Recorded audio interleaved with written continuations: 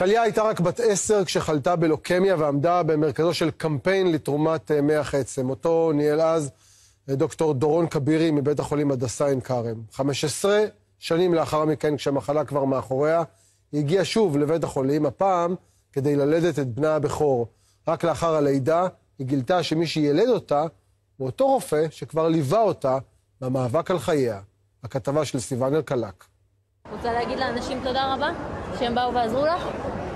תגידי לכולם תודה. תודה. לפני 15 שנים הם נפגשו בפעם הראשונה. היא הייתה ילדה בת 10 שחלתה בסרטן. הוא היה רופא בתחילת דרכו שהתמסר להצלתה. חזרה לי המחלה. פשוט על ידי התעקשות שלי כאימא, שהרגישה שמשהו עם טליה לא בסדר, גילינו את המחלה. עכשיו הם נפגשים שוב. שלום, מה נשמע? אוי, שזה יפי. הכל התחיל כשטליה הקטנה הייתה בת 2, והובחן אצלה סרטן מסוג לוקמיה, נדיר מסוגו. אמא יפית ליוותה אותה אז לאורך כל הדרך. כשטליה הייתה בת 10, אחרי שהחלימה וחשבה שניצחה את המחלה, הסרטן חזר קטלני יותר.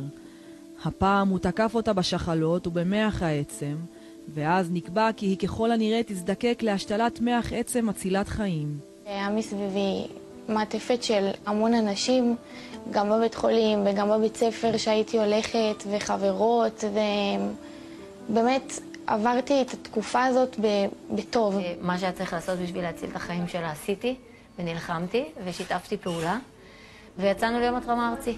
כולם התגייסו למענה במבצע ארצי יוצא דופן ורחב היקף למציאת תורם מתאים.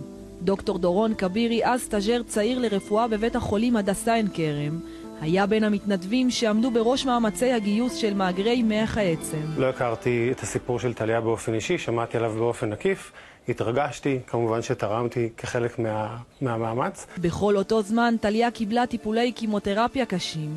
היא הפכה לפנים מוכרות בכל בית בעקבות קמפיין ההתרמה הנרחב.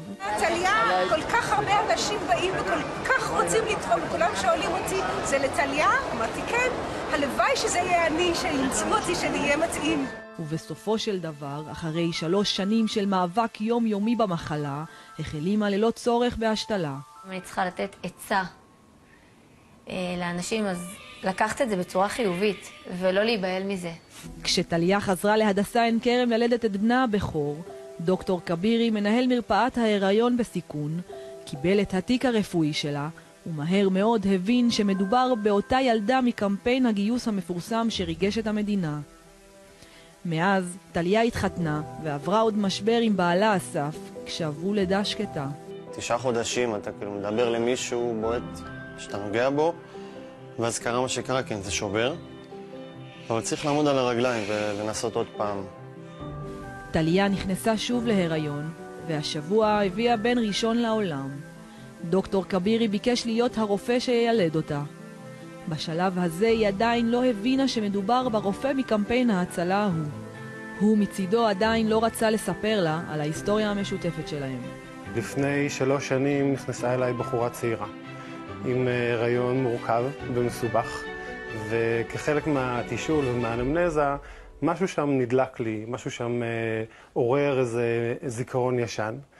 הלכתי הביתה, הסתכלתי על המכתב ועשיתי את הקישור בין הדברים. את המכתב הזה, תעודת הערכה שקיבל אז לאחר חלקו במבצע, הוא שמר לאורך השנים, בדיוק לסגירת המעגל הזאת.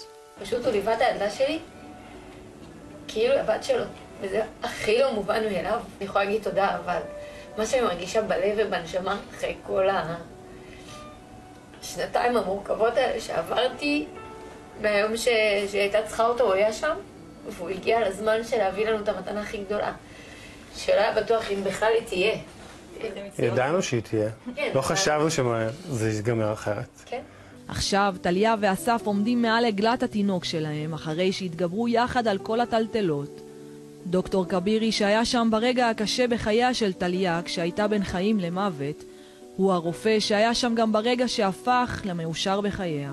איזה כיף, באמת תענוג גדול. שרק יהיו לנו דברים כאלה, כאלה טובים, נכון? עם כאלה תוצאות, שיראו אותך בלילה. זהו.